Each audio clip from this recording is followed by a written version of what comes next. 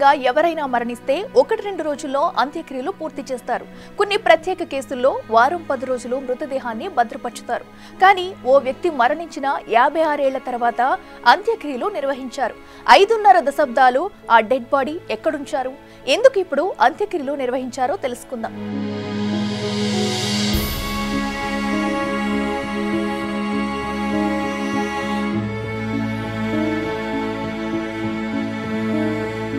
ఐదు దశాబ్దాల కిందట వీరమరణం పొందిన భారత వాయుసేన సైనికుడు మల్కాన్ సింగ్ పార్థివ దేహానికి బుధవారం సాయంత్రం ఆయన స్వగ్రామమైన ఫతేపూర్లో అంత్యక్రియలు జరిగాయి.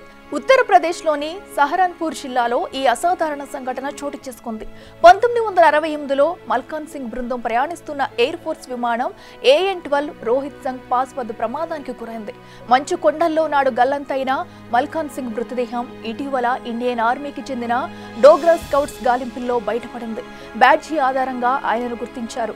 సియాచిన్ మంచు తిబ్బాల్లో పూడుకుపోయినందున మృతదేహం పూర్తిగా ఏమీ పాడవలేదని, కుటుంబ సభ్యులు ఆయనను గుర్తించేలా ఉందని సహరన్పూర్ ASP సాగర్ జైన్ తెలిపారు. భారత వాయుసేన సిబ్బంది బుధవారం మధ్యాహ్నం మల్కాన్ సింగ్ పార్థివ దేహాన్ని గ్రామంలోకి తీసుకురాగానే కుటుంబ సభ్యులతో పాటు గ్రామస్తులు తీవ్ర భావోద్వేగానికి గురయ్యారు. మల్కాన్ సింగ్ అమర్ రహే అంటూ స్థానికులు నినాదాలు చేశారు.